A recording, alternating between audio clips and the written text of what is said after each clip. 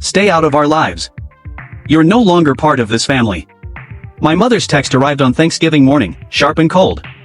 Then shiver in that wretched house, I replied, before shutting off their utilities, stopping the mortgage payments, and unraveling their deception. My name's Steven, and I'm 33. Until last Thanksgiving, I never believed in the concept of a breaking point, a single moment when something inside you snaps, and you can't endure, excuse, or forgive anymore. I thought such moments were just dramatic fiction, but I was mistaken. For me, it came down to a short voicemail and a plate of untouched, cold stuffing. Here's how it unfolded. I've been my family's financial anchor since my first steady job after college.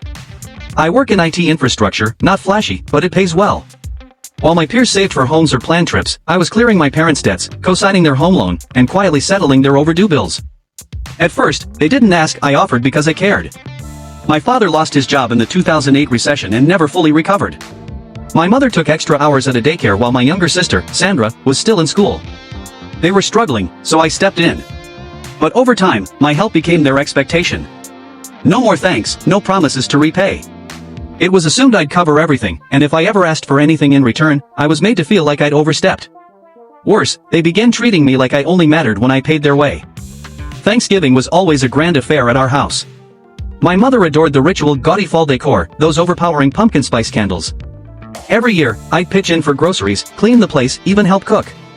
But despite funding most of it, I'd end up at the table's edge, barely noticed, while everyone praised Sandra's latest online venture or our cousin Jacob's newest money-making ploy, neither of which ever succeeded. They were the stars, I was the silent wallet, acknowledged only when bills were due. Last Thanksgiving, though, everything changed. Tensions had been building. Sandra had asked for a loan to fix her car, but I later discovered she'd spent it on a whim trip to Florida with friends. When I brought it up, my mother brushed it off, saying Sandra was just finding her path. My father told me to relax and stop fussing.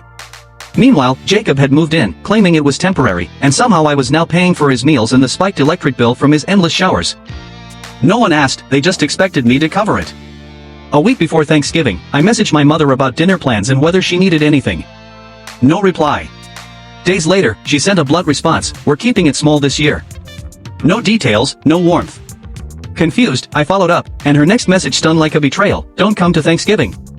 Cold, direct, no explanation. I stared at it, searching for what I'd done wrong. I scoured our past messages for hints but found nothing, just silence, then that harsh rejection.